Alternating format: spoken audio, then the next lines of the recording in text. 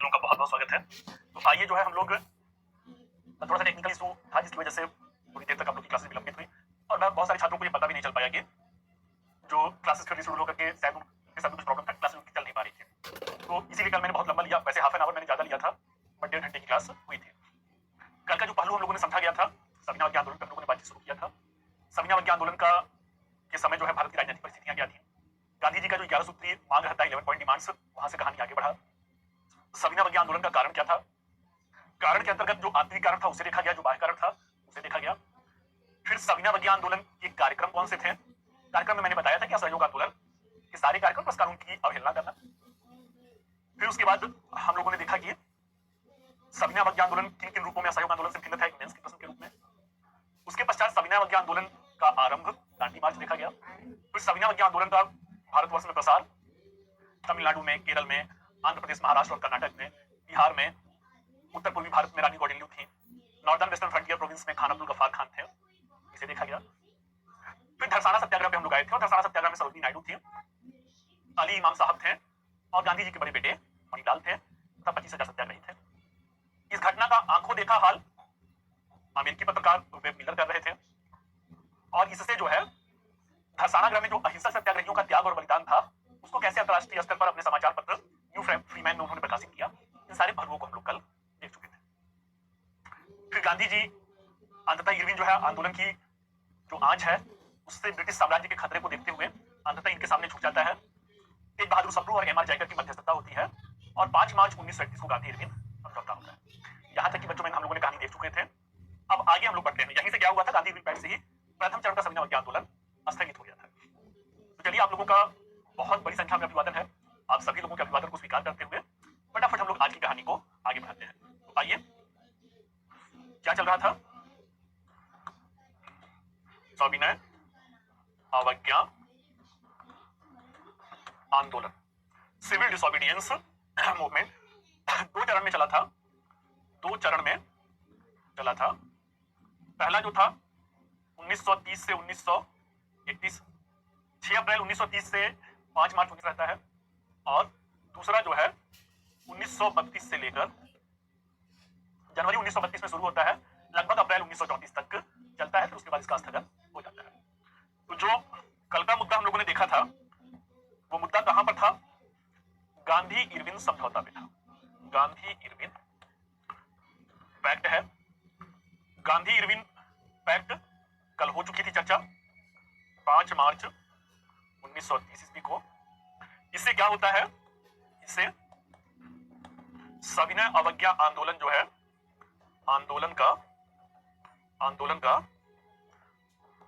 स्थगन हो जाता है और गांधी जी कहां चले जाते हैं, गांधी जी कांग्रेस की ओर से सेकेंड राउंड टेबल कॉन्फ्रेंस में चले जाते हैं, द्वितीय गोलमेज सम्मेलन में चले जाते हैं। सही है। तो चलिए भाई, द्वितीय गोलमेज सम्मेलन में जब जाते हैं तो कल की कहानी कल मैंने बोर्ड पे लिख करके आप लोगों को बताया था। साइमन कमीशन का गठन 1927 में, भारत आगमन फरवरी 1928 में। साइमन कमीशन कुल 2 बार आए थे, अपनी रिपोर्ट 1930 में प्रस्तुत किए थे। अपनी रिपोर्ट में उन्होंने कहा था कि भारतीयों के अंदर गुस्सा बहुत ज्यादा है, इसलिए उनको समानता के धरातल पर बैठा करके उनसे बातचीत किया जाए। इस आधार पर कुल 3 गोलमेज सम्मेलन हुए। पहला गोलमेज सम्मेलन 1930 में हुआ, दूसरा 1931 में हुआ, तीसरा 1932 में हुआ। कान खोल करके सुनिएगा आप लोग, कई बार एग्जाम में पूछा गया प्रश्न है। कांग्रेस केवल दूसरे गोलमेज सम्मेलन में जो 1931 वाला भी है बस इसी में भागीदारी किया था, पहले और तीसरे में भागीदारी नहीं किया था। तो क्या होता है, द्वितीय गोलमेज सम्मेलन।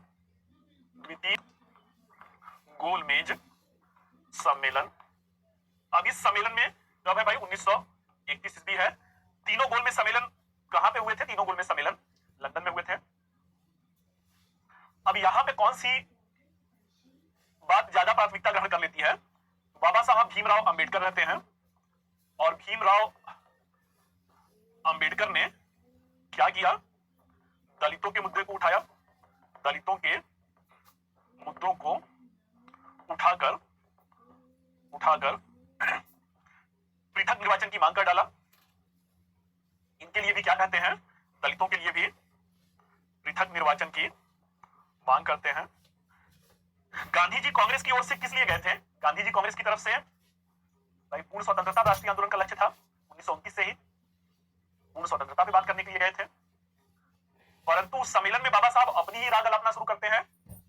अपनी ही राग मतलब उनके बातों में बड़ा दम भी रहता है।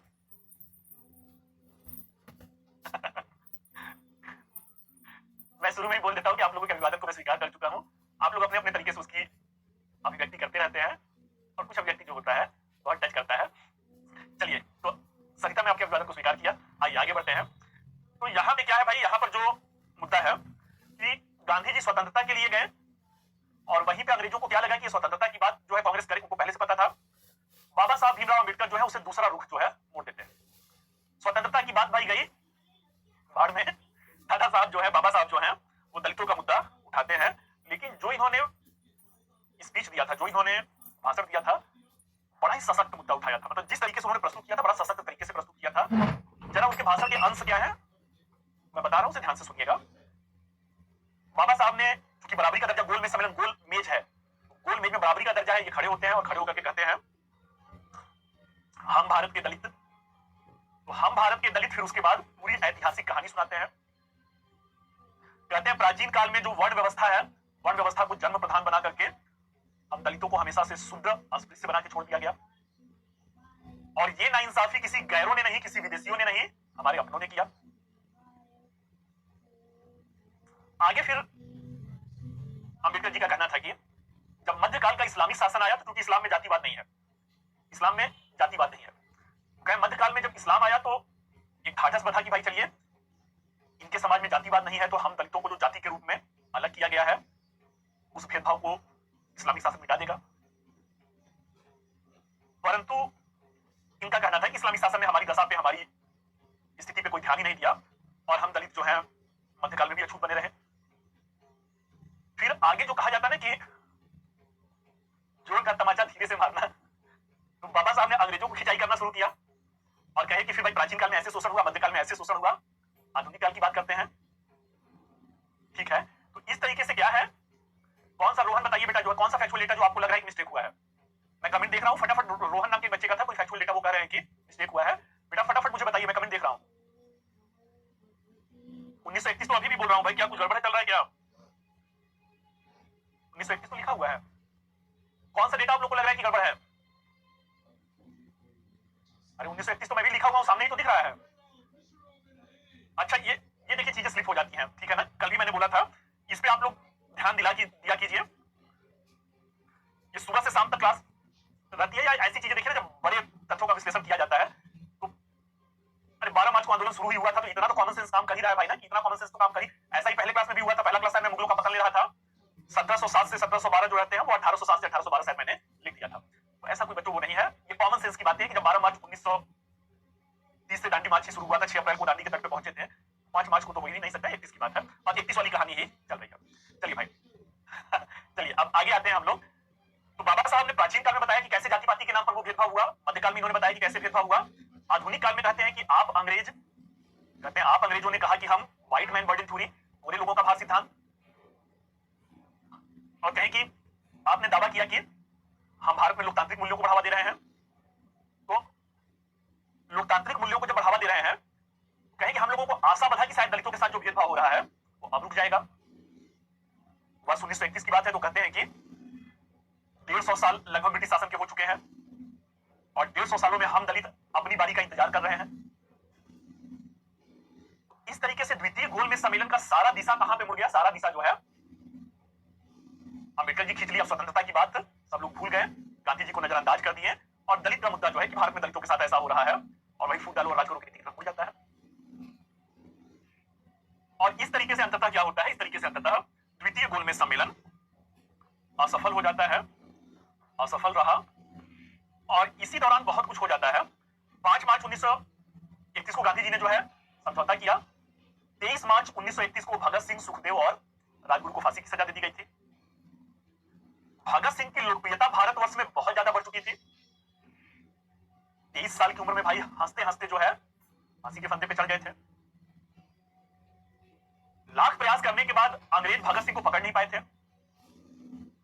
लाला साहब ने, पिछली क्लास में मैंने कहा ना, लाला साहब ने मरते समय क्या कहा था, हमारे सिर पर पड़ा हुआ लाठियों का हर प्रहार ब्रिटिश ताबूत की अंतिम कील साबित होगा। कांग्रेस तो कुछ नहीं कर पाई, परंतु भगत सिंह, चंद्रशेखर आजाद और इनके साथ के जो अन्य सहयोगी रहते हैं, भाई वो तो क्रांतिकारी है, लेकिन कांग्रेस में लाला साहब की जो अपमानित तरीके से उनको मारा गया था, निर्मम तरीके से मारा गया था, उसका बदला इन लोगों ने लिया। लाहौर में सॉन्डर्स की दिन दहाड़े हत्या की गई थी, और वो कौन सा मुकदमा था? लाहौर षड्यंत्र कांड के रूप में जाना जाता है। लाहौर षड्यंत्र कांड के बाद अंग्रेजों ने लाख जतन किया कि भगत सिंह को पकड़ लें, पर पकड़ ना पाए भाई। अप्रैल में क्या 1929 में अगले साल क्या होता है? अगले साल भगत सिंह बटुकेश्वर दत्त के साथ इसी दिल्ली के केंद्रीय विधानसभा में आते हैं, और केंद्रीय, जिसे आज लोग संसद भवन कहते हैं, केंद्रीय विधानसभा में घुस करके बम फेंकते हैं। अगर चाहते तो 150 का वारा न्यारा कर सकते थे, परंतु जानबूझ करके क्या हुआ? जानबूझ करके इन लोगों ने लो इंटेंसिटी का बम फेंका। लो इंटेंसिटी का बम मींस की कम तीव्रता का बम, कि उससे कोई मरने ना पाए। और जानबूझ करके उस बम को कहां फेंका गया? जानबूझ करके उस बम को हॉलो स्पेस में, मतलब खाली जो जगह था संसद भवन में, वहां पे फेंका गया। अब खाली जगह पे फेंकने का परिणाम हुआ कि कुछ नहीं हुआ, और ये लोग क्या करते हैं? इनकलाब जिंदाबाद का नारा लगाते हुए, चाहते तो वो जो भगदड़ मची हुई थी बड़े आसानी से भग गए रहते। इनकलाब जिंदाबाद, साम्राज्यवाद मुर्दाबाद का नारा लगाते हुए स्वयं गिरफ्तारी देते हैं। जब स्वयं गिरफ्तारी देते हैं तो पूरे भारत के समाचार पत्र और पूरे भारत में भगत सिंह की भाई चर्चा गाहे बगाहे 1924 से ही हो रहा था। और एक जो है 21 साल का लड़का अपने से गिरफ्तारी दे दिया। किसके लिए गिरफ्तारी दे दिया? भारत मां की आजादी के लिए गिरफ्तारी दे दिया। आम जनमानस को रोमांचित कर दिया भाई कि बम भी फेंका, जानबूझ करके कम तीव्रता का बम फेंका, खाली जगह पे फेंका। अगर चाहता तो 150 का वारा न्यारा कर सकता था, परंतु नहीं किया, मतलब लड़कपना भी नहीं दिखाया। भगत सिंह लोकप्रिय होने लगे थे, और खास करके बटुकेश्वर दत्त जो उनके साथ रहते हैं वो तो छोटी मछली रहते हैं। यहां पर कोई मरा भी नहीं था, सेंट्रल लेजिस्लेटिव असेंबली में तो कोई बड़ा केस बनता भी नहीं था, परंतु भगत सिंह बड़ी मछली है भाई। लाहौर कॉन्स्पिरेसी केस, लाहौर षड्यंत्र कांड के फाइल को फिर से खोला गया, फिर से वो केस को चलाया गया। अब भगत सिंह जेल में है, सुखदेव और राजगुरु ये भी आते हैं। पूरे देश में जब इस केस की कार्रवाई चल रही थी तो पूरे देश में इनकी खबरें छापी जाती थी। जब जेल से कोर्ट के लिए जाते थे, न्यायालय के लिए जाते थे, भारत मां के मतवाले थे भाई, डर नाम की कोई चीज नहीं थी। गाना गाते हुए जाते थे, मेरा रंग दे बसंती चोला माई, मेरा रंग दे बसंती चोला। अदालत की कार्रवाई चलती थी तो वहां पे भाई पूरा कचहरी जो होता था भीड़ से लबालब भरा हुआ होता था।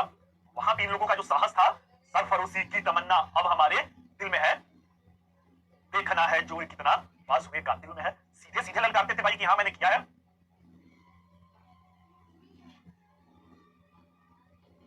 तो इस तरीके से क्या था? इस तरीके से पूरे देश में एक अलग तरीके का इन युवाओं के उत्साह को देखते हुए, इन युवाओं के त्याग को देखते हुए, इनको भी पता था कि सजाए मौत से कम कुछ भी नहीं मिलना है।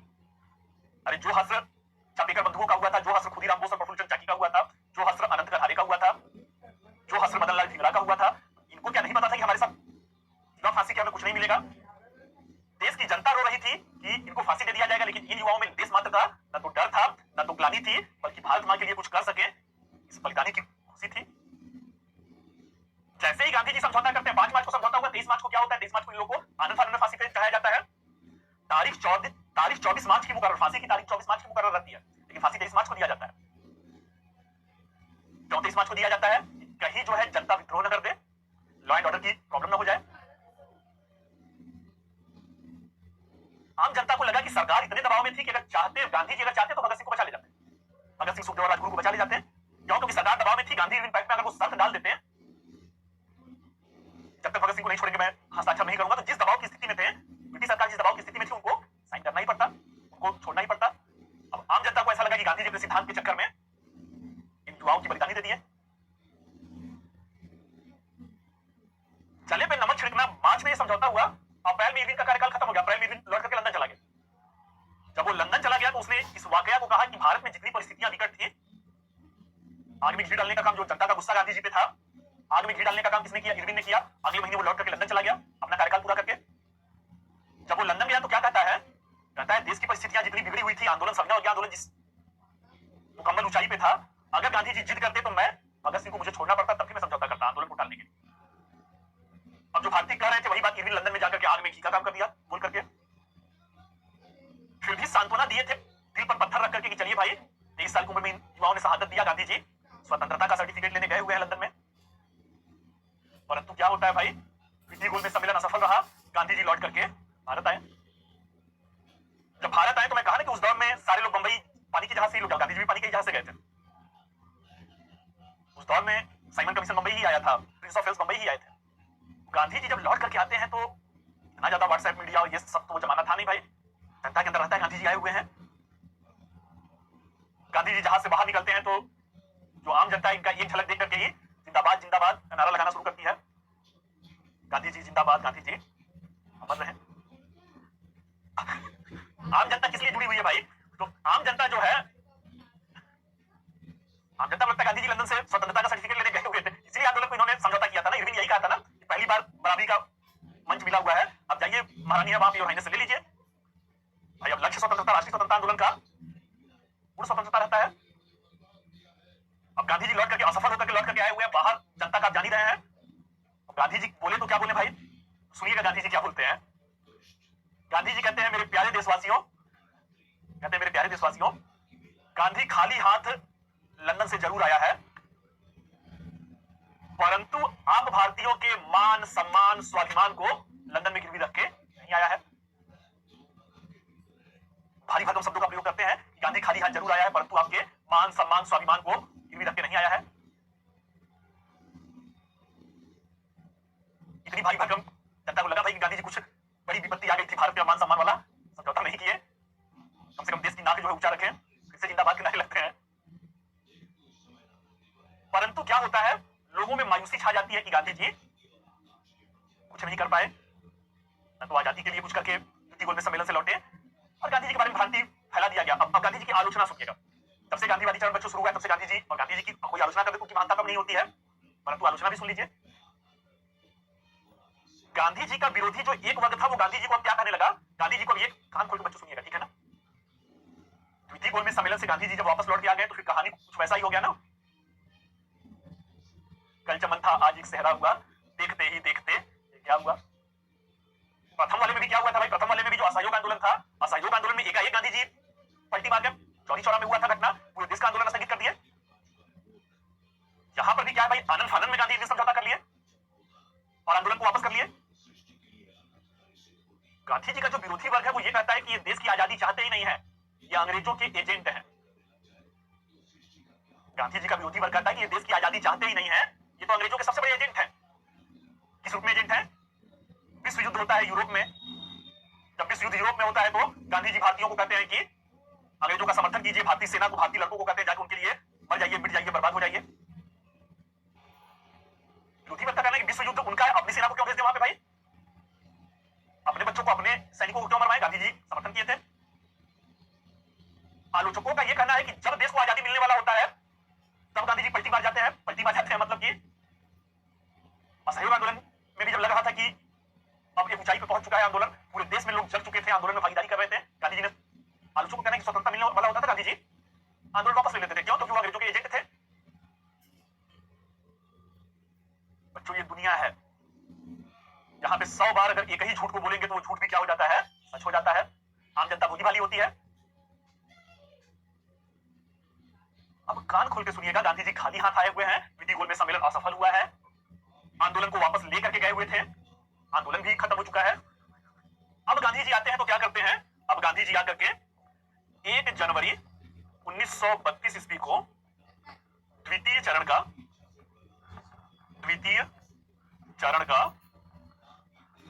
सविनय अवज्ञा आंदोलन शुरू किए। जब फिर से सविनय अवज्ञा आंदोलन शुरू करते हैं तो इस बार इस आंदोलन को लोकप्रियता नहीं मिला। आम जनता ने इसे पहले चरण की तरह से समर्थन नहीं दिया। क्यों नहीं दिया? कि जब मन करता है आंदोलन को वापस ले लेते हैं, जब मन करता है तो चालू करते हैं। तो क्या होता है, जो द्वितीय चरण का सविनय अवज्ञा आंदोलन है, इससे जो है अपेक्षित लोकप्रियता नहीं मिला,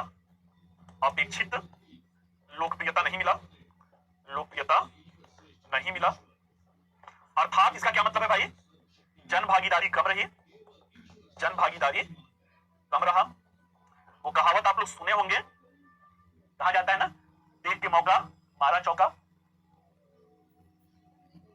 भगत सिंह, सुखदेव और राजगुरु की फांसी की सजा से आम जनता में गुस्सा है। द्वितीय गोल में सम्मेलन में असफलता से आम जनता निराश है। जब द्वितीय चरण का सविनय अवज्ञा आंदोलन शुरू करते हैं तो जन भागीदारी कम होती है। जैसे ही आंदोलन की लोकप्रियता कम होती है, अंग्रेजी सरकार देख के मौका मारा चौका, तुरंत क्या करती है, तुरंत जो है ब्रिटिश शासन की प्रतिक्रिया, ब्रिटिश शासन की प्रतिक्रिया। अब ब्रिटिश शासन की प्रतिक्रिया क्या रही भाई, ब्रिटिश शासन ने कांग्रेस पार्टी को अवैध घोषित कर दिया, अवैध घोषित किया।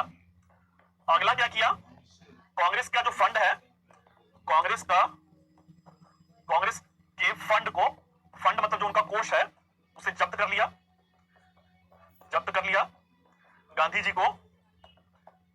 गांधी जी को पुनः यरवदा जेल पुणे में डाल दिया गया। यह भी पूछा गया यरवदा जेल कहां पे है, यरवदा जेल पुणे में डाल दिया गया। फिर से बच्चों जो कहावत है ना कि न रहेगा बांस न बजेगी बांसुरी। राष्ट्रीय आंदोलन का मतलब कांग्रेस था। 1885 में कांग्रेस की स्थापना हुई, वहीं से राष्ट्रीय आंदोलन चला था। अब कांग्रेस को क्या कर दिया गया, इलीगल घोषित कर दिया गया। न रहेगा बांस न रहेगी कांग्रेस, न बजेगी राष्ट्रवाद की बांसुरी। अंग्रेजी शासन को लगा कि जो इनके पास कोष है, फंड है, इसी से तो ये देशव्यापी आंदोलन का प्रचार प्रसार करते हैं, इसी को जब्त कर लो, न रहेगा बांस न बजेगी बांसुरी। और कांग्रेस के सबसे बड़े कर्ता धर्ता कौन है, गांधी जी है, भेजो जेल में, यरवदा जेल में।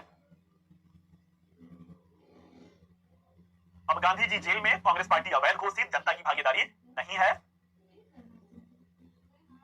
जब एकदम से सन्नाटा वाली स्थिति होती थी, ऐसे में ही क्या होता था, ऐसे में कांग्रेस सरकार कुछ न कुछ ब्रिटिश सरकार कुछ न कुछ गुल खिलाती थी। तो अगला मुद्दा क्या हो जाएगा, सांप्रदायिक पांचाट की घोषणा, सांप्रदायिक पांचाट की घोषणा। Declaration of communal award, declaration of communal award 16 अगस्त 1932 ईस्वी, 16 अगस्त 1932 ईस्वी। क्या है सांप्रदायिक अवार्ड, क्या है और किसने वो किया, तो ब्रिटिश प्रधानमंत्री हैं, ब्रिटिश प्रधानमंत्री हैं, ब्रिटिश प्रधानमंत्री हैं। और ये अवार्ड क्या है वो बाद में देखेंगे। अभी तक का जो मुद्दा मैंने आप लोगों के साथ चर्चा किया, उसमें मैं चूंकि बार बार कमेंट नहीं देख पा रहा हूं, अब मुझे बताइए कोई भी शंका है तो उसका समाधान किया जाए। अभी तक की जितनी कहानी बताया, उस कहानी में कहीं तो कुछ डाउट है, कुछ और भी चीजें जानना चाहते हैं, फटाफट मैं कमेंट बॉक्स देख रहा हूं, बताइए। फिर उसके बाद हम लोग ये टॉपिक पे आते हैं, सांप्रदायिक पंचायत की घोषणा।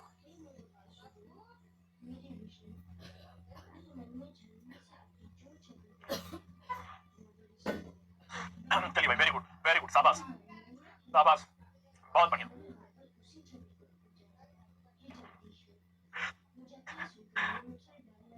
चलिए ना, धीरे धीरे मैं आप लोगों के ना जो कहा जाता है मूड को समझ रहा हूं, और मैं धीरे धीरे आप लोगों के मूड को भी समझ रहा हूं। मैंने बड़ा गंभीर क्लासेस लिया, अभी तक मैंने जो लिया हुआ बड़ा इमेच्योर बैचेज लिया हुआ है। गांधी जी ने भगत सिंह को क्यों नहीं बचाया, ये मुद्दा जब भगत सिंह हम लोग क्रांतिकारी गतिविधियां किया जाएगा तो वहां पे चर्चा किया जाएगा, ठीक है। कोई कह रहा है सर मजा आ गया, स्पाइसी था, ठीक है। तो चलिए भाई, गांधी जी ने भगत सिंह को बेटा क्यों नहीं बचाया, जो है अगर इस पे मैं चर्चा करूंगा ना तो फिर टॉपिक से भटक लिया जाएगा, क्योंकि ये पूरा टॉपिक अभी बचा हुआ है। एक क्लास में मुझे लग रहा है नहीं हो पाएगा, फिर 2 क्लास लग जाएगा। क्रांतिकारी गतिविधियों में जितने भी क्रांतिकारी हैं, बालकृष्ण चापेकर, दामोदर कृष्ण चापेकर, खुदीराम बोस है, प्रफुल्ल चंद्र चाकी हैं, अभी मैंने कहा ना अनंत गरहारे हैं, मदन लाल ढींगरा हैं, रास बिहारी बोस हैं, सचिन सान्याल हैं, भगत सिंह हैं, सुखदेव हैं, राजगुरु हैं, चंद्रशेखर आजाद हैं, रामप्रसाद बिस्मिल हैं, रोशन सिंह हैं, अशफाक उल्ला खान हैं, सूर्य सेन हैं, मास्टर दा हैं, पृथ्वीलता वाडकर हैं, कल्पना दत्त हैं, सुनीति चौधरी हैं, बीना दास हैं। एक क्लास में इतने सारे क्रांतिकारियों को एक क्लास में नहीं हो पाएगा, लगभग 1.5 या 2 क्लास लग जाएगा। वहां पे जब भगत सिंह को फांसी दिया जाएगा तब हम लोग चर्चा किया जाएगा कि गांधी जी ने क्यों नहीं बचाया। अभी कहां पे हैं, अभी अब हम लोग आते हैं यहां पर। तो सांप्रदायिक पंचायत की घोषणा 16 अगस्त 1932। ब्रिटिश प्रधानमंत्री कौन है, ब्रिटिश प्रधानमंत्री रैमजे मैकडोनाल्ड है, रैमजे मैकडोनाल्ड है। तो रैमजे मैकडोनाल्ड ने क्या किया, रैमजे मैकडोनाल्ड ने सांप्रदायिक पंचायत की घोषणा किया। अब ये सांप्रदायिक पंचायत है क्या भाई, इसका उद्देश्य क्या है, तो इस सांप्रदायिक पंचायत का उद्देश्य वही पुराना तेरा बहाना, वही पुराना, हाँ भाई अम्बेडकर जी की मांग को स्वीकार किया गया, वही तो अगला टॉपिक है। This is the Menka Yadav है बेटा, वही टॉपिक हम लोग कर रहे हैं। तो उद्देश्य क्या रहता है, सांप्रदायिक पंचायत का उद्देश्य क्या रहता है, उद्देश्य रहता है वही पुराना तेरा बहाना, फूट डालो राज करो। फूट डालो राज करो में इन्होंने क्या किया था, 1909 में मुस्लिम समुदाय को पृथक निर्वाचन दे दिया था, 1919 में सिख और एंग्लो इंडियन समुदाय को दे दिया था। 1932 में इन्होंने क्या किया, इसी नीति के अंतर्गत दलित समुदाय को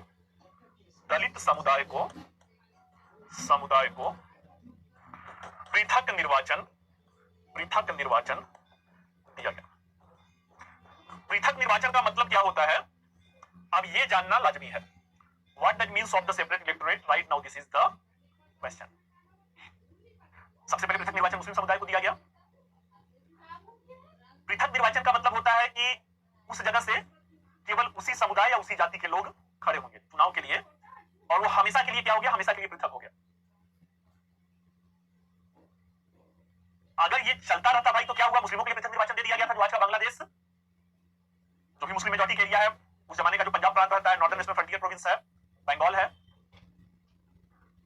एक तरीके से क्या, एक तरीके से मुस्लिम देशी बना दिया गया, केवल मुस्लिम ही चुनाव लड़ेंगे, केवल वही वोट करेंगे, पृथक निर्वाचन है। आगे चलकर के इसका विस्तार किया गया, सिखों को भी अल्पसंख्यक उनके लिए भी पृथक निर्वाचन कर दिया गया, दलितों को भी उसी तरीके से किया गया। तो यहां पे गांधी जी की प्रतिक्रिया क्या रहती है, दलित समुदाय को पृथक निर्वाचन दिया गया, इस पर गांधी जी की प्रतिक्रिया क्या है, गांधी जी की प्रतिक्रिया क्या है। तो गांधी जी कहां पे चले जाते हैं, गांधी जी का कहना है कि ये देश को बांटने की तैयारी है, ये देश को बांटने की तैयारी है। अगला कहते हैं हिंदू समाज को बांटने की तैयारी है, बांटने की तैयारी है। अतः क्या करते हैं, अतः आमरण अनशन करते हैं। क्या करते हैं, आमरण अनशन करते हैं। आमरण अनशन का मतलब क्या होता है, fast unto death. Fast unto death means की अन्न जल का त्याग कर रहे हैं, कब तक, जब तक या तो हमारी मांगे मान ली जाए, अगर मांगे नहीं मानी जाएगी तो अन्न जल का त्याग करके फास्ट अनटू, जब तक मर जाएंगे लेकिन अन्न और जल ग्रहण नहीं करेंगे। गांधी जी जिद्दी थे, सब जानते थे इस बात को। अब क्या हुआ भाई, अब ये बात तो समझ में आ गई कि गांधी जी ने अगर एक बार फैसला कर लिया तो अब वो किसी की नहीं सुनेंगे। आमरण अनशन पे बापू चले गए हैं। ये कौन है भाई, ये निरंकुश ब्रिटिश सरकार है, ये मानेगी नहीं, ना तो ब्रिटिश सरकार मानेगी ना तो बापू मानेंगे। अब होगा क्या, अब गांधी जी हमारे बीच में नहीं रहेंगे। ऐसी आशंका से लोग जो है प्रभावित हो रहे थे, लोग जो है भावुक हो रहे थे। रविंद्रनाथ टैगोर ने तो यहां तक कह दिया कि बापू आपकी शहादत को ये दुनिया याद रखेगी। पहले से ही अब ये हो गया कि अब ये मर जाएंगे, क्योंकि अंग्रेजी सरकार झुकेगी नहीं, गांधी जी समझौता करेंगे नहीं। अब ऐसे में होता है भाई कि ना तो ब्रिटिश सरकार मानेगी ना तो गांधी जी मानेंगे। किसको मनाया जा सकता है, एक व्यक्ति को मनाया जा सकता है। वो व्यक्ति कौन है, जो दलितों का नेता है। तो अंबेडकर जी को पकड़ा जाता है। अगला मुद्दा क्या है भाई, अगला मुद्दा पूना पैक्ट 1932 ईस्वी। पूना पैक्ट 1932 ईस्वी किसके किसके मध्य होगा, तो ये भीमराव अंबेडकर जी हैं, एक तरफ भीमराव अंबेडकर जी हैं और दूसरी तरफ महात्मा गांधी हैं। ये सब छोटे छोटे जो प्रश्न हैं ये प्री में पूछे जाते हैं, जो छोटे छोटे प्रश्न हैं ये प्री में पूछे जाते हैं। गांधी इम्पैक्ट में मध्यस्थता और विश्वास मानिए, अभी आप ताजा ताजा पढ़ रहे हैं टॉपिक में तो सब याद है, विश्वास मानिए महीना 2 महीने के बाद सब भूल जाएगा। गांधी इम्पैक्ट में मध्यस्थता किसने किया था भाई, तेज बहादुर शत्रुघ्न और जयकर ने किया था। यहां पर भी पूछता है मध्यस्थता किसने किया था, तो यहां पर मध्यस्थता जो है, यहां पर मध्यस्थता जो है वो किसने किया, तो मध्यस्थता जो है मदन मोहन मालवीय जी ने किया, मदन मोहन मालवीय जी ने किया। और अंततः क्या हुआ, अंततः पूना पैक्ट में सहमति किस बात पे बनी भाई, तो सहमति दलित समुदाय को पृथक निर्वाचन न देकर के उन्हें आरक्षण दे दिया गया। दलित समुदाय को पृथक निर्वाचन की जगह क्या दे दिया गया, आरक्षण दे दिया गया। बात वही है भाई, लेकिन अलग कैसे है, something the scenario is the same but how the reservation is different from the separate electorate.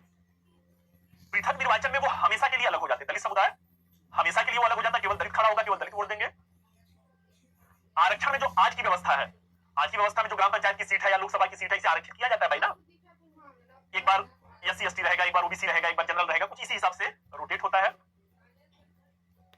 आरक्षण तो जितना पृथक निर्वाचन में करने जा रहे हैं उतना ही आरक्षण के थ्रू ला दिया जाए, रोटेशनल सिस्टम। इससे क्या होगा, ये हमारे समाज के अंग भी बने रहेंगे। और अंततः पूरा समझौता किस बात पे सहमति है, पूरा समझौता पृथक निर्वाचन की जगह पर आरक्षण के मुद्दे पे सहमति है। क्लियर है, पूरा समझौता क्लियर है। एक प्रश्न और पूछता है कि जब पूरा समझौता हुआ था तो गांधी जी कहां पे हैं? गांधी जी यरवदा जेल में ही है, यरवदा जेल में ही है। जैसे ही पूरा समझौता से समाधान निकलता है, गांधी जी आमरण अनशन तोड़ देते हैं और एक तरीके से जो भी देश के अग्रणी नेता होते हैं वो चैन की सांस लेते हैं। ठीक है, चलिए अब आगे बढ़ते हैं। गांधी जी के ऊपर बम भी फेंका गया था। जब वो द्वितीय गोलमेज सम्मेलन से लौटे थे तो पुणे में उनके ऊपर बम फेंका गया था। 1931 में कराची अधिवेशन हुआ था। 1931 में कराची अधिवेशन हुआ था। लाहौर अधिवेशन में पूर्ण स्वतंत्रता है, कराची अधिवेशन में मौलिक अधिकारों की घोषणा हुआ था। लाहौर अधिवेशन की अध्यक्षता पंडित जवाहरलाल नेहरू जी ने किया था, कराची अधिवेशन की अध्यक्षता वल्लभ भाई पटेल ने किया था। कराची कहां है भाई? आज पाकिस्तान में है। कराची अधिवेशन में जब गांधी जी दिल्ली से कराची जा रहे थे, रेल से जा रहे थे, वही एक दौर था भाई जिंदगी, जो कहा जाता है ना कि एक सुख छांव की तरह जो है, जिंदगी में उतार और चढ़ाव आते रहते हैं। वो भी एक दौर था भाई कि चल पड़े जिधर दो डगमग पग, चल पड़े उधर लाखों पग। ये भी एक दौर है।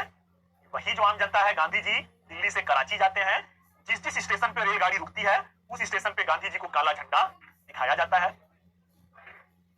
हर स्टेशन पे गांधी जी को काला झंडा दिखाया जाता है। पेशावर में उनके ऊपर बम फेंका गया था। गांधी जी की लोकप्रियता कहां पे है? धरातल पर है। द्वितीय चरण का सविनय आंदोलन भी क्या है? ऑलमोस्ट धरातल पे है। अतः सविनय आंदोलन को सस्पेंड कर दिया जाता है, सविनय आंदोलन को निलंबित कर दिया जाता है। गांधी जी सक्रिय राजनीति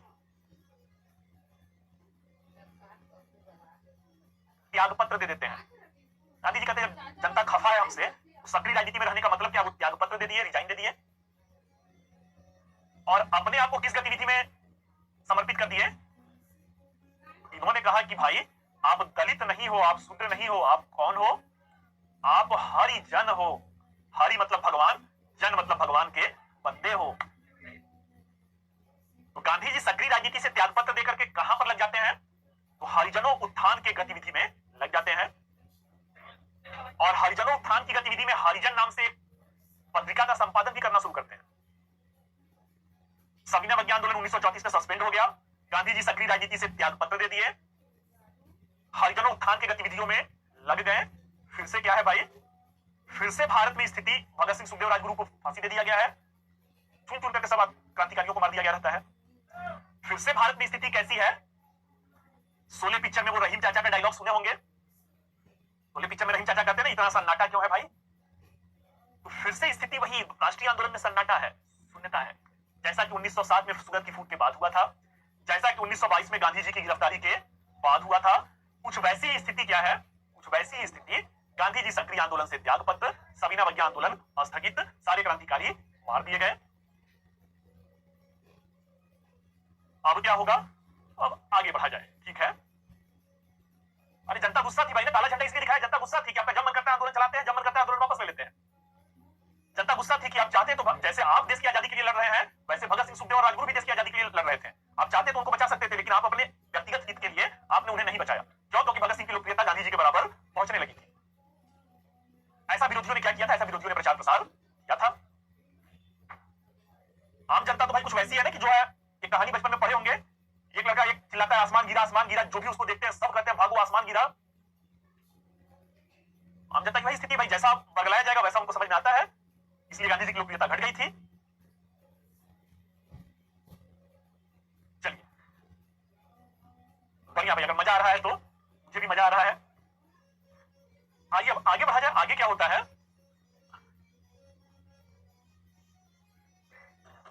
तीन गोलमेज सम्मेलन कब कब हुआ?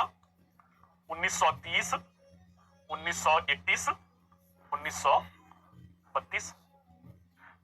तीन गोलमेज सम्मेलन के आधार पर इसके तीन गोलमेज सम्मेलन का जो निष्कर्ष रहता है उसके आधार पर 1933 ईस्वी में क्या हुआ?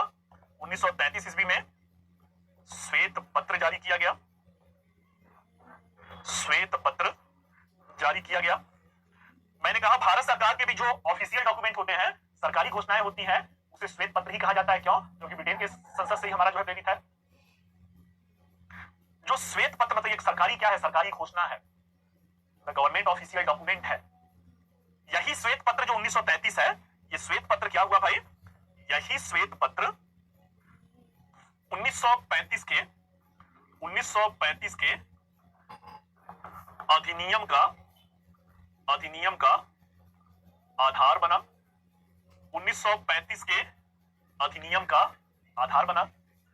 1935 के अधिनियम में बहुत सारे प्रावधान थे। अभी आपके मुद्दे वाला जो प्रावधान है, 1935 के अधिनियम का मुख्य प्रावधान क्या था? मुख्य प्रावधान प्रांतीय स्वायत्तता था। क्या था भाई? मुख्य प्रावधान प्रांतीय स्वायत्तता। प्रांतीय स्वायत्तता means provincial autonomy. The main provision of the Act of 1935 it was the provincial autonomy. तो ध्यान से सुनिएगा, जो स्वतंत्रता की खुशबू थी, जो स्वतंत्रता की खुशबू थी, वो 1935 के अधिनियम में ही मिल गया था। कैसे मिल गया था? शायद आपको पता होगा कि जो हमारा संविधान लिखा गया, मूल संविधान में 395 अनुच्छेद थे। 395 अनुच्छेद में से 250 अनुच्छेद इसी अधिनियम से लिया गया था। प्रांत यहां पे क्या हो गया? प्रांत स्वायत्त हो गया, मतलब अब राज्यों का चुनाव होगा, राज्यों में भारतीय मुख्यमंत्री होंगे। तो इस तरीके से क्या है? इस तरीके से जो है प्रांतीय स्वायत्तता के आधार पर क्या होता है? प्रांतीय स्वायत्तता के आधार पर वर्ष 1937 में 1937 ईस्वी में प्रांतों में चुनाव होते हैं। प्रांतों में चुनाव हुए। इन प्रांतों में चुनाव का परिणाम क्या निकला? ये कई बार आप लोगों का प्रश्न पूछा गया है।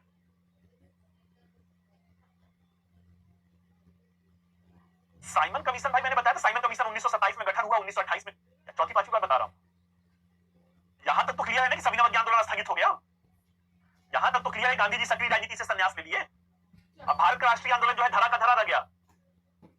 गांधी जी सक्रिय आंदोलन से संन्यास ले लिए, सक्रिय राजनीति से संन्यास ले लिए। अब वो हरिजन उत्थान के काम में लग गए। सविनय अवज्ञा आंदोलन जो है, क्या फिर से वो नॉइस वाला प्रॉब्लम शुरू हो गया क्या?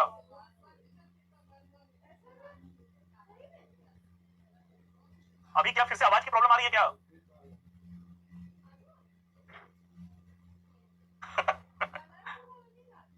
कैसा आवाज आ रहा है भाई?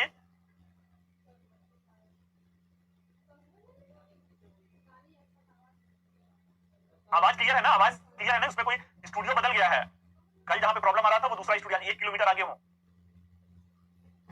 बैक नॉइज भी तो नहीं है भाई इसमें। स्टूडियो में साउंड प्रूफ सिस्टम, बगल में सड़क है, यहीं पे मेन मार्केट में हम लोग हैं, लेकिन फिर भी नॉइज सिस्टम लगा हुआ है। नॉइज सिस्टम का मतलब कि कोई आवाज नहीं आ सकती है, थोड़ा बहुत हो सकता है। अच्छा, बर्थडे पार्टी का आ रहा है। अरे वाह, इतना काम तेज है आप लोगों का। रुकिए मैं बोल रहा हूँ भाई। थोड़ा तो स्लो कीजिए, बच्चे बोले बर्थडे का आवाज आ रहा है। तो उतना ज्यादा कैसे कैच हुआ है भाई? मैं तो खुद सरप्राइज हूँ। चलिए, जो है बर्थडे का आवाज आ रहा है वो अपने ही भाई हम लोग का ऑर्गेनाइजेशन में जो कहा जाता है ना कि बहुत सारे अपने कलीग्स हैं, किसी न किसी का बर्थडे है, उसको एंजॉय कर रहे हैं। उतना पे मत जाइए, आप मेरे क्लास की भावनाओं पे रहिए। शरारत मत कीजिए, जो कहा जाता है ना। मुझे जान ही रहे हैं कि थोड़ा सा भी अगर मुझे गुस्सा आएगा ना, गुस्सा आता है तो बहुत तेज आता है। अरे कुत्ता भूख दिया होगा एक बार जो है।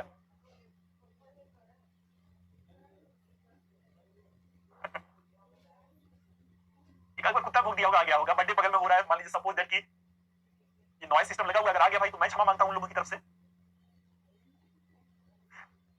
अब शांति है, समझ रहे हैं ना? अब एकदम सन्नाटा है। ठीक है, अब आइए। अब मैं उनको भी बोल दिया, इधर भी कोई खिचपिच नहीं है। चलिए इधर आइए। हाँ, तो मैं ये कह रहा था कि ये सारी चीजें हो गई हैं। जो गांधी जी संन्यास ले लिए, आंदोलन स्थगित हो गया।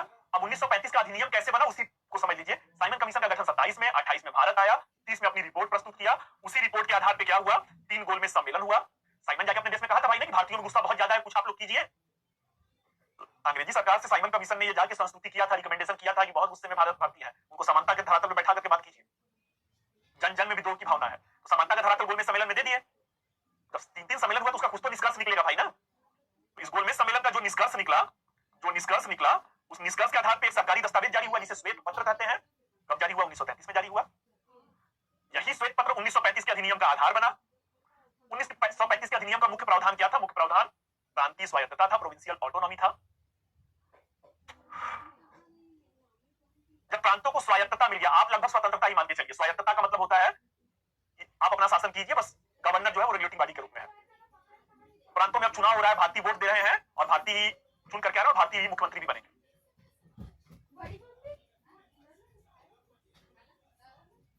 ठीक है, अब आगे बढ़ते हैं हम लोग और 1937 में प्रांतों में चुनाव हुआ। प्रांतों में चुनाव का परिणाम क्या हुआ? ठीक है, तो नोट्स बेटा लेकर के क्या करोगे? जब दो लोग बैठ करके लिख रहे हैं, वो वाला दिखाई नहीं देता है क्या जो डेली क्लास नोट्स आता है ग्रुप में? कल वो ऐड हो जाएगा। तो जितना मैं समझा रहा हूं अच्छे से अगर वही चीज कोई लिख करके दे रहा है, 1 घंटा बैठ के लिख लो अपने से। अगर नोट्स बनाने का बहुत शौक है, मैं लिख रहा हूं वो भी नहीं लिख पा रहे हैं आप, तो कल लिख करके मेरी टीम दे देगी, आप उसी को देख करके लिख लो। नोट्स नहीं बनवाता हूं इसलिए नहीं बनवाता। क्या आपको क्या लगता है मैं 2 घंटा लगातार चिल्लाता हूं बहुत मजा आता है क्या? बड़ी ऊर्जा लगती है, बड़ा मेहनत लगता है। अभी बैठ जाओ, बैठ करके सामने नोट्स है पड़ा हुआ है, सामने नोट्स है, लिखवाऊं आराम से 5 घंटे तक, आराम से बैठ करके मुझे भी मजा आएगा, धीरे धीरे बोलता रहूंगा। यहाँ पे तो हर टॉपिक से जुड़ना होता है भाई ना।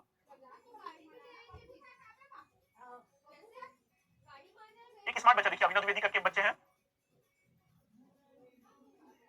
अरे जो स्मार्ट बच्चे होंगे, जो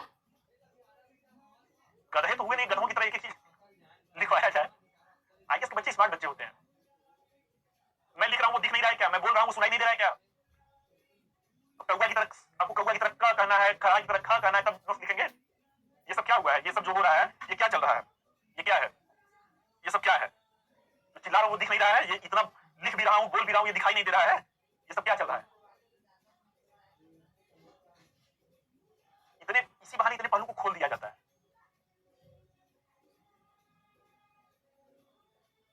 अब प्लस अगर नोट्स नहीं मिलता तो मैं आपकी प्रॉब्लम को समझ पाता, आपकी पीड़ा को समझ पाता कि हमारी टीम बैठ करके वो भी तनख्वाह लेते हैं, उनको बकायदे फ्री बना करके नहीं, कोई भी किसी भी कंपनी में काम करता है फ्री में काम नहीं करता। मैं पढ़ा रहा हूं, मैं पढ़ाने का देता हूं। हर जो कंटेंट राइटर उनको अलग से 1000 रुपया तनख्वाह दिया जा रहा है।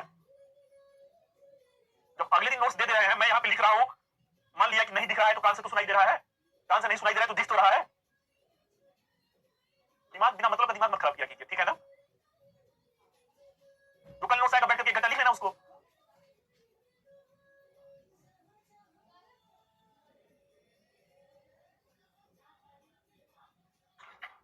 पूरा बना बनाया मूड मारते हैं ना कि एकदम से पनौती है, कुछ जो होते हैं ना पनौती उनको कहा जाता है।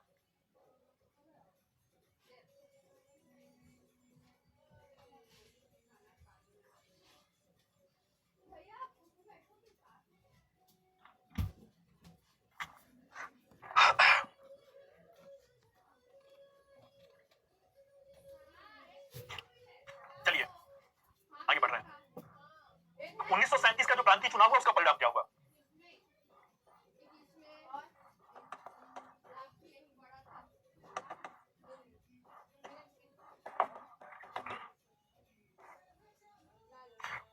के प्रांतीय चुनाव में यह भी प्रश्न पूछा गया है, कुल ब्रिटिश प्रांत कितने थे? कुल ब्रिटिश प्रांत 11 थे। कुल ब्रिटिश प्रांत 11 थे। इसमें क्या हुआ? इसमें कांग्रेस पार्टी ने अभूतपूर्व जीत दर्ज किया। अभूतपूर्व जीत दर्ज किया। This was the something the huge victory of Congress party. अब ये कई बार ये सब प्रश्न पूछा गया, वो आपसे ना हलवा वाला प्रश्न नहीं पूछेंगे। असहयोग आंदोलन कब से कब तक चला, बंगाल विभाजन कब हुआ, ये सब प्रश्न होगा तो कुछ स्टैंडर्ड और थोड़ा गहराई में जाकर होगा। तो कांग्रेस पार्टी ने अभूतपूर्व जीत दर्ज किया। कितने प्रांतों में पूर्ण बहुमत पाया? तो 5 प्रांतों में पूर्ण बहुमत पाया। ये 5 प्रांत कौन है ये पूछा जाता है। 5 प्रांत कौन है ये पूछा जाता है। तो 5 प्रांत में संयुक्त प्रांत है। संयुक्त प्रांत आज उत्तर प्रदेश कहते हैं, उस जमाने में यूनाइटेड प्रोविंस कहा जाता था। यूनाइटेड प्रोविंस कहा जाता था। आज जो है मध्य प्रदेश है, उस जमाने में मध्य प्रांत कहा जाता था, सेंट्रल प्रोविंस कहा जाता था। बिहार है, उड़ीसा है, उड़ीसा है और मद्रास है। 5 प्रांतों में पूर्ण बहुमत पाए, संयुक्त प्रांत, मध्य प्रांत, बिहार, उड़ीसा और मद्रास। बंबई में क्या हुआ भाई? बंबई में मिलीजुली सरकार का गठन हुआ। सरकार का गठन कांग्रेस ने किया, कांग्रेस ने किया। बंबई में मिलीजुली सरकार का गठन कांग्रेस ने किया। The कोalition government, Congress it was the biggest party in Bombay, but this was the कोalition government which was formed in this particular province. तो कुल कितने प्रांतों में, फिर से कान खोल के सुनिए, प्रश्न 2 प्रकार का। कितने प्रांतों में पूर्ण बहुमत पाया? 5 प्रांतों में। कितने प्रांतों में सरकार का गठन किया? 6 प्रांतों में। बाद के वर्षों में फिर 2 प्रांतों में और बनाते हैं, लेकिन रिजल्ट जब आता है तो 6 प्रांत। अब देखते हैं भाई मुस्लिम लीग का परफॉर्मेंस क्या है। मुस्लिम लीग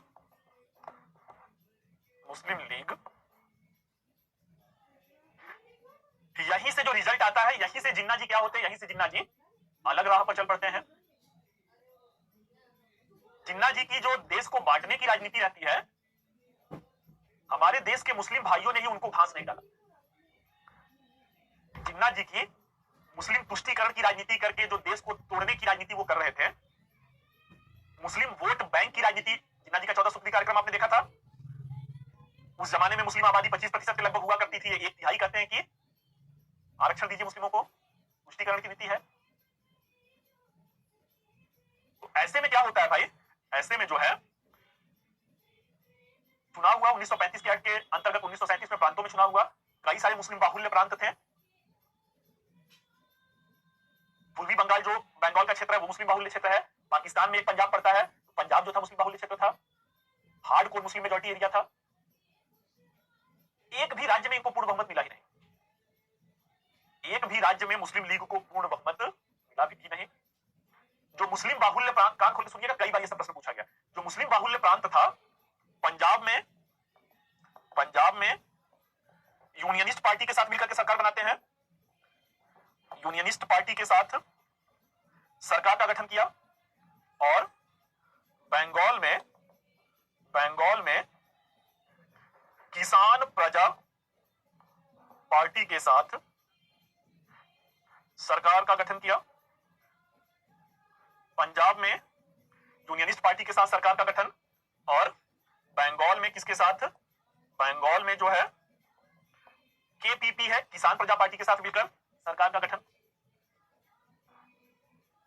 वो कहावत सुने होंगे, बड़े बेआबरू होकर तेरे पूछे से हम निकले। मुस्लिम ही चिल्ला रहे थे, मुस्लिम भाइयों ने ही इनको वोट नहीं दिया। कांग्रेस 5 प्रांतों में पूर्ण बहुमत में आई। ये इवन जो मुस्लिम बाहुल्य क्षेत्र थे वहां भी मुस्लिम भाइयों ने इनको वोट नहीं दिया। क्यों? क्योंकि जिन्ना जैसे मुस्लिम देश को तोड़ने का काम कर रहे थे। इनसे बहुत, ये भी बड़ा सेंसिटिव मुद्दा है। क्यों देश का विभाजन क्यों हुआ ना, जरा समझने का प्रयास कीजिएगा। बच्चे नहीं है, 20 साल 22 साल के युवा हो चुके हैं। अभी तक देश के जो मुस्लिम भाई हैं वो अलग रास्ता नहीं अपनाए हैं। जिन्ना की खिनौनी राजनीति को, देश को बांटने की राजनीति को वो स्वीकार किए रहते थे, उनको वोट दिए रहते, भाई बाकायदे ये भी जीते रहते। और बात कहां की हो रही है? मुस्लिम बाहुल्य प्रांत की हो रही है। कभी राम बड़े बेआबरू होकर तेरे पूछे से हम निकले। जिन्ना जी को आईना देश के किसी और ने नहीं, देश के अपने मुस्लिम भाइयों ने दिखाया था। क्यों दिखाया था? क्योंकि आप देश को बांटने की राजनीति कर रहे हैं। कांग्रेस के अंदर जो मुस्लिम नेता थे, कांग्रेस के अंदर जो मुस्लिम नेता थे वो जिन्ना से ज्यादा कद्दावर मुस्लिम नेता थे। जिन्ना से बड़े ओहदे के मुस्लिम नेता थे, और वो देश को तोड़ने की राजनीति नहीं किए। अरे वो भी तो मुस्लिम नेता है भाई ना। मौलाना अबुल कलाम आजाद है, बदरुद्दीन तैयबजी है, अरुणा असफ अली है, अली इमाम साहब है। इन लोगों ने मुस्लिमों को कभी नहीं बरगलाया कि ये देश हिंदुओं का देश, वो देश मुस्लिमों का देश। ये देश को जोड़ने की राजनीति कर रहे थे। जिन्ना जी देश को तोड़ने की, मुस्लिम बैंक, वोट बैंक के नाम पे देश को तोड़ने की, मुस्लिम भाइयों ने वोट नहीं दिया। अब इनको समझ में आ जाता है इस संयुक्त भारत जो है, एक भारत अगर है तो यहां पे तो मेरी दाल गलने वाली नहीं है। अगर एक भारत रहा तो मेरी दाल गलने वाली नहीं है। क्यों? क्योंकि अपने ही पराये हो गए। हाँ, कोई करे खान अब्दुल गफ्फार खान का शायद मैं नाम नहीं बोला, सीमांत गांधी कहा जाता है। कभी पढ़ करके इन लोगों के बारे में देखिए। खान अब्दुल गफ्फार खान को कुछ तो रहा होगा भाई, उनको सीमांत गांधी कहा जा रहा है। वो सुफियाना अंदाज, वो जो फकीरी कही जाती है ना, जैसे गांधी जी लंगोट में घूमते थे, खान अब्दुल गफ्फार खान भी लंगोट में थे। मौलाना अबुल कलाम आजाद जो रहते हैं देश के प्रथम शिक्षा मंत्री बनते हैं। अरुणा आसफ अली जो रहती है वो देश के राष्ट्रीय आंदोलन की सक्रिय कार्यकर्ता रहती है। तो मुद्दे की बात क्या है भाई? मुद्दे की बात यह है कि जिन्ना जी को, मुस्लिम लीग को यह समझ में आ गया कि एक भारत में तो ये मुस्लिम मुस्लिम कह के भी मेरी दाल नहीं गल रही है, अपने ही वोट नहीं दे रहे हैं, अपने ही बेगाने हो गए भाई। तो अब क्या किया जाए? अब कान खोल के सुनिएगा, कान खोल के करो, कान खोल के सुनना है। अभी तक मुस्लिम लीग या जिन्ना देश को बांटने की बात नहीं कर रहे थे। फिर से बच्चों आपसे दरखास्त कर रहा हूं कि कान खोल के सुनिएगा। वर्ष कौन सा है? 1937 है। 1937 के चुनाव का परिणाम आ चुका है। अभी तक मुस्लिम लीग और जिन्ना जो है देश को बांटने की बात नहीं कर रहे थे। अभी तक मुस्लिमों के, भारत में मुस्लिमों के अधिकार की बात कर रहे हैं। भारत में मुस्लिमों को अधिकार मिलना चाहिए, बहुत सारे जो मुस्लिम इंटरेस्ट है उस पर बात कर रहे थे। जब लगा कि मुस्लिम भारत में वोट हमको नहीं दिए, अब इनको लगा कि संयुक्त भारत में कुछ होने वाला नहीं है। अब आप देखेंगे, जैसे हमारा लाहौर अधिवेशन पूर्ण स्वराज की बात हुई है, हमारा कराची अधिवेशन मौलिक अधिकार की बात हुई है, मुस्लिम लीग का भी लाहौर अधिवेशन 1940 होता है। अब बाकायदे कहेंगे कि हमें भारत में नहीं रहना है, हमें एक पृथक देश चाहिए, मुस्लिमों के लिए एक अलग देश चाहिए। 1943 के कराची मुस्लिम लीग का जो कराची अधिवेशन है उसमें बाकायदे उस देश का नाम रख देंगे कि हमारा देश कौन सा होगा? पाकिस्तान होगा। हमारा देश कौन सा होगा? पाकिस्तान होगा। अरे किसी मुस्लिम भाई ने लिखा था, किसी मुस्लिम ने ये कविता लिखी थी, हिंदी है हम वतन है, ये हिंदोसिता हमारा, हम बुलबुले हैं इसके, ये गुलसिता हमारा। 1857 के विद्रोह से लेकर के अभी तक मुस्लिम और हिंदू कंधे से कंधा मिला करके अंग्रेजों के खिलाफ बगावत कर रहे हैं। ये कहानी 2, 4, 10 साल की नहीं है। सन 1857 से लेकर के अभी तक 1937 तक 80 साल से कंधे मिला करके ब्रिटिश शासन की बगावत कर रहे हैं। सुने ना कि एक मछली पूरे तालाब को गंदा करती है। एक झूठ को 100 बार बोलिए, ब्रेन वॉश करना कहा जाता है ना, ब्रेन वॉश। एक झूठ को 100 बार बोलिए। अब आगे जब ये पूरे मुस्लिमों को ये सिखाना ही शुरू करेंगे कि नहीं हमारे हित यहाँ पे है ही नहीं, हमें एक अलग देश इसलिए चाहिए उस देश के वजीरे आला बनेंगे, उस देश के वजीरे। अरे ये रफी साहब और ये राहत फतेह अली, ये लोग राहत इंदौरी, ये नहीं, ये इकबाल साहब वो है, मोहम्मद इकबाल साहब की लाइन है, गाना कोई दूसरा गाया होगा।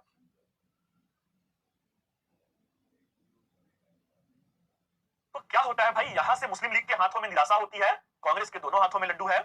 एक ह्यूज विक्ट्री को इन्होंने सेलिब्रेट किया। अब क्या होता है, अब जो है अगला मुद्दा है कांग्रेस प्रांतीय सरकार की उपलब्धियां क्या थी? कांग्रेस ने जो अपना सरकार बनाया, ये 28 महीने तक सरकार चली। कितने महीने तक ये सरकार चली भाई? ये सरकार जो है 28 महीने तक चली। इन 28 महीनों में इन्होंने क्या किया? तो 28 महीनों में जो इन्होंने कहा वही जो है इनकी उपलब्धियां हैं, और यही आज का प्रश्न है। आज का प्रश्न लिखिए, 1935 के अधिनियम द्वारा प्रदत्त प्रांतीय स्वायत्तता पर चर्चा करते हुए कांग्रेस प्रांतीय मंत्रिमंडलों के उपलब्धियों पर सविस्तार प्रकाश डाले। तो चलिए भाई, कांग्रेस के प्रांतीय सरकार की जो उपलब्धियां हैं ये इमेंस रहती है। इमेंस जो कहा जाता है ना कि मन के हारे हार है और मन के जीते जीत है। जब कांग्रेस के सबसे बड़े नेता गांधी जी ही क्या होते थे भाई? गांधी जी लंगोटी पहन के अधरंगे फकीर की तरह गांव-गांव घूमते थे, आम जनता में रहते थे। तो नेताओं की क्या विसात है? नेता भी भाई, इनके रचनात्मक कार्यक्रम तो यही थे। रचनात्मक कार्यक्रम के माध्यम से जो है एक गांव से दूसरे गांव जाना और जाकर के क्या करना, जाकर के जो है लोगों में राष्ट्रीय आंदोलन की जनजागरूकता का विस्तार करना। जब देश के विभिन्न प्रांतों के विधानमंडलों में कांग्रेस के नेता चुन करके आते हैं, वो आज के नेता की तरह नहीं थे, वो सही मायनों में नेता थे, वो सही मायनों में जमीन से जुड़े हुए थे। अभी तक जिन खादी पहने हुए लोगों को आम जनता ने लाठी डंडे से अंग्रेजी शासन के द्वारा मार खाते हुए देखा था। अब वही खादी पहने हुए जो नेता हैं वो विधानमंडल में बैठ रहे हैं, वो मुख्यमंत्री बन रहे हैं, और यही प्रशासन वाले जो ब्रिटिश प्रशासन वाले उन पे डंडा मारते थे अब वो सैल्यूट मार रहे हैं। अब उनको बुला करके आदेश दिया जा रहा है कि ये हमारा निर्णय है, इसका पालन कीजिए। बच्चों कुछ नहीं बदला, बहुत कुछ बदला, बहुत कुछ बदला, लेकिन बहुत वर्षों के बाद बदला। जो कहा जाता है ना, धीरे धीरे रे मना धीरे से सब होए, माली सींचे सौ घड़ा लुटाए फल होए। ये जो बदलाव की बयान देखने को मिल रही थी ये कोई रातों रात नहीं हुआ था। इसके पीछे नरमपंथियों की बलिदानी थी, इसके पीछे गरमपंथी युग की बलिदानी थी, इसके पीछे गांधीवादी चरण की बलिदानी थी। तब जाकर के खादी पहने हुए लोग अब क्या है, तब जाकर के खादी पहने हुए लोग वो सुने हैं भाई ने कि अब खादी पहने हुए लोग कहां पे है, खादी पहने हुए लोग विधानमंडल में है। जो कहा जाता है ना, देखते ही देखते वक्त बदल गया, जज्बात बदल गया, क्या से क्या हो गया। अब उसी खादी पहने हुए लोगों के आदेश को वही ब्रिटिश प्रशासन मान रहा है। आम जनता को लगता है भाई ये तो हमारे हैं, हमारे बीच में रहते थे। आम जनता भी क्या है, आम जनता जो ब्रिटिश पुलिस को देख लेती थी तो उसकी हालत खराब हो जाती थी। अब आम जनता दौड़ करके विधानमंडल में घुस जा रही है, कह रही है तो हमारे अपने नेताजी लोग हैं यहाँ पे। विधानमंडल की कार्रवाई में तालझाल कर लेते थे, ये तो अपने लोग हैं, भारतीय हैं। कांग्रेस का मंत्रिमंडल था भाई ना, मैं किसी पार्टी का वकालत नहीं कर रहा हूं, राष्ट्रीय आंदोलन की बात कर रहा हूं। उस समय कांग्रेस ही भारत था, राष्ट्रीय आंदोलन कांग्रेस ही था, गांधीवादी युग का कांग्रेस था। हमेशा हिंदू मुस्लिम एकता की बात किए थे, मानवता का मानवता से भाईचारे की बात किए थे। तो आम जनता जो है वो इनके कमरों में भी तालझाल कर लेता था कि भाई ये तो अपने लोग हैं। और थे भी क्या भाई, ये गांधी का आंदोलन है ना, गांधीवादी चरण है ना। आप अपने बच्चों ना, मैं बड़ी शिद्दत से आप लोग से एक बात कर रहा हूं, अगर आपके दादाजी हैं, दादाजी मैं मान के चलता हूं दादाजी जिंदा है, दादा या दादी अगर जिंदा है तो आज उनसे पूछिएगा कि दादी आपके जमाने में, या दादा, देखिए दादी और दादाजी अगर बाहर रह के तैयारी करते हैं तो त्योहारों पे घर जाते होंगे, घर पे रह के तैयारी करते हैं तब तो रोज ही उनके सानिध्य में रहते हैं। दादी और बाबा के पास बैठना चाहिए, थोड़ा समय निकाल के उनके पास बैठिए और किसी बहाने से बैठिए, कहिए कि आज अपने दादाजी को कहिए कि आज पैर दबाने का मन कर रहा है, दीजिए हाथ पैर दबाता हूं। सारी सीख सारी शिक्षा क्लास में बैठ के मोबाइल पे ही नहीं मिलता है बेटा, कुछ शिक्षा अपनों से भी मिलता है, उनका भी सानिध्य लीजिए। कभी दादी और दादाजी का, कभी अपने मम्मी और पापा का हाथ पैर दबाइए, उसमें भी सुख मिलता है।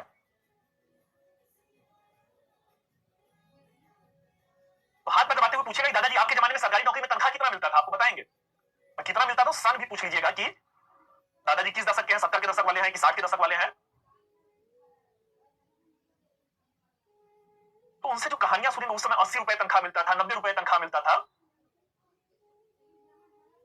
कभी कभी देखिए भाई, मैं बस केवल शिक्षक में नहीं समझता हूं, मैं ऑनेस्टली कर रहा हूं कि आज की जो वही है ना कि हम अपने, मैं इतिहास पढ़ाता हूं, अपनी संस्कृति की बात बताता हूं, और अपनी संस्कृति की बात अभी कोई कमेंट कर रहा था ना सर आप पढ़ाते हैं तो जैसे लगता है कि वहीं पे पहुंच गए हैं, डूब गए हैं।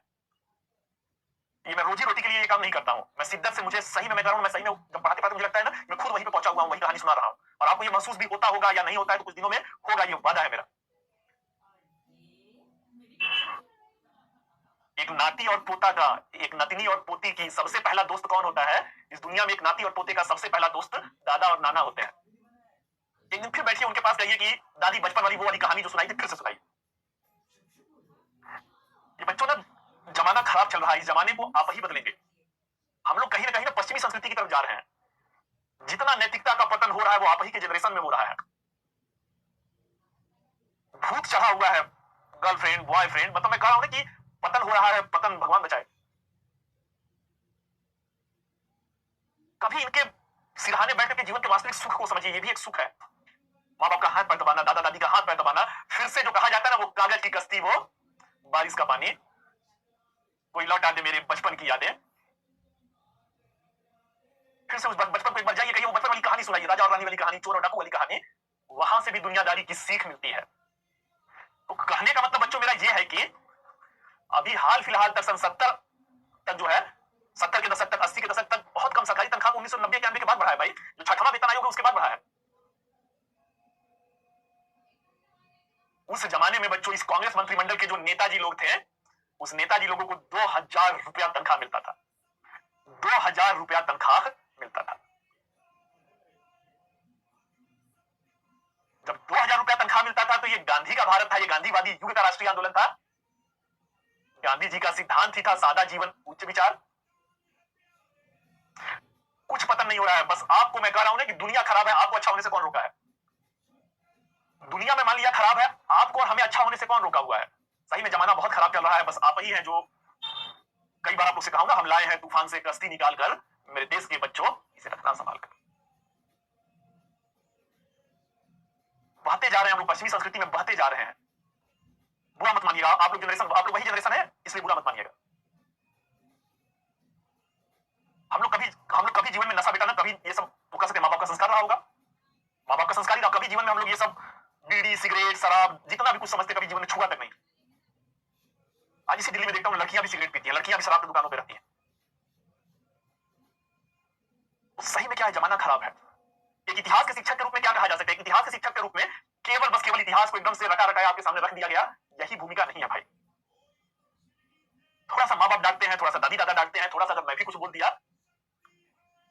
कपड़ों का पहनावा, ये बीड़ी सिगरेट, जब हम लोग लड़के, हम लोग गांव से भाई, गांव से हम लोग साइकिल चला के स्कूल पढ़े हुए हैं, साइकिल चला करके स्कूल पढ़े हुए हैं। गाय भैंस जानते ना, उसको रख करके उसको चारा वारा खिला करके मेहनत करके पढ़े हुए हैं। और समय ऐसा आ गया है कि लड़कियां सिगरेट पी रही हैं। और कहा हमारे अपने देश में ऐसा हो रहा है, उस देश में जहां पे दूध और दही की नदियां बहती थी, जिस देश की संस्कृति पूरी दुनिया उसको सजदा करती है, तो आप ही वो लोग हैं जो इस परंपरा को बदलेंगे। पहनावा ओढ़ावा में मैं देख रहा हूं कि सब मिला जुला करके ना, मेरे देश के बच्चों इसे रखना संभाल कर। ये भी हमारे ही दादा परदादा हैं जिनकी कहानी आप सुन रहे हैं ना, ये कोई 5000 साल पहले की कहानी नहीं सुन रहे हैं, 100 साल पहले की कहानी, 100 साल भी कहां हुआ भाई, 80-90 साल पहले की कहानी। जीवन का मतलब लब्बे लुबाब का जीवन नहीं होता है। बाबूजी ने पैसा दे दिया, बाबूजी ने अच्छा मोबाइल खरीद दिया, बाबूजी ने अच्छा, इसका मतलब ये नहीं है कि जिंदगी को जी ले। जीवन का मतलब त्याग होता है, जीवन का मतलब रिश्तों की त्याग, रिश्तों में लगाओ। बच्चे माँ बाप से दूर होते जा रहे हैं। दादा दादी की तो बात छोड़िए भाई, ये भी तो नेता ने 2000 रुपए तनख्वाह थी, मात्र 500 रुपए तनख्वाह लेते थे। आज हमारे नेताजी लोग ऐसे हो जाए ना, देश धन्य हो जाएगा। The something the salary it was the 2000 rupees per month. This is the scenario of the 1937, and the Congress leader they are only accepting the 500 rupees, the 1/4 of the total salary.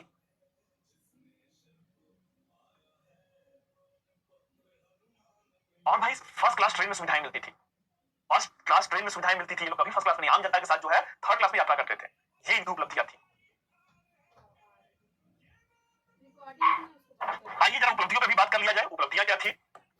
तो उपलब्धियां जो है, नहीं अरे हो गया पूजा, खाना खा रहे आप लोग तो रुके थे, इसलिए मैं इधर रुक गई, बंद करके आऊंगी घर के करके। समाचार पत्रों पर से तो कैसे कर रहे, निकल रहे हो क्या? प्रतिबंध हटाया, शुभम के साथ प्रतिबंध हटाया तथा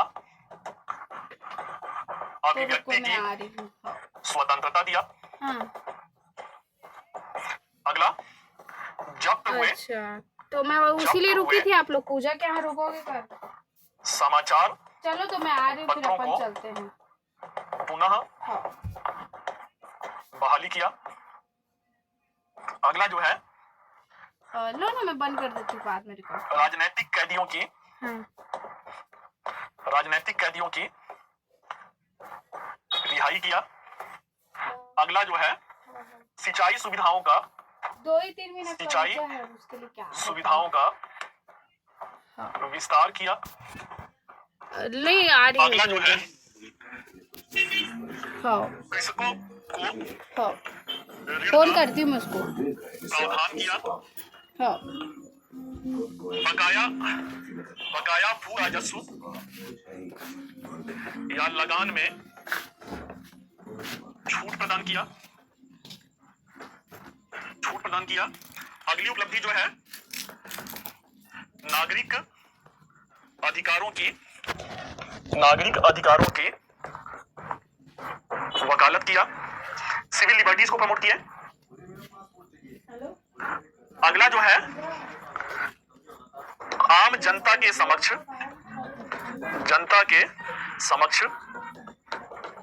सादा जीवन का आदर्श रखते हुए मासिक 2000 वेतन में मात्र 500 रुपया वेतन स्वीकार किया। इसी में एक उदाहरण और दे सकते हैं, फर्स्ट क्लास ट्रेन के टिकट की जगह पे थर्ड क्लास में यात्रा किया। तो ये क्या थे भाई, ये कांग्रेस शासन के जो है उपलब्धियां हैं। एक और कर लीजिए, राष्ट्रीय शिक्षा पर वर्धा योजना को प्रस्तुत किया। अगला जो है मजदूरों के अधिकारों की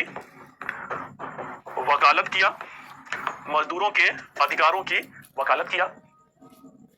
इस तरीके से क्या हुआ, इस तरीके से 28 महीने का जो संक्षिप्त शासन था, और भाई 5 साल का शासन होना चाहिए था, 28 महीने का ही शासन हुआ। क्यों 28 महीने का ही रहा, तो कुछ ना कुछ हुआ था।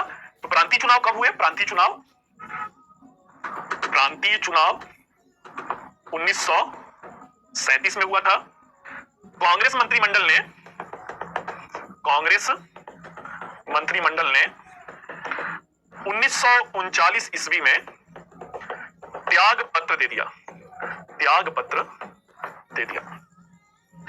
क्यों त्याग पत्र दे दिया भाई, क्यों त्याग पत्र दे दिया, वाई दे रिजाइन, क्यों त्याग पत्र दिया?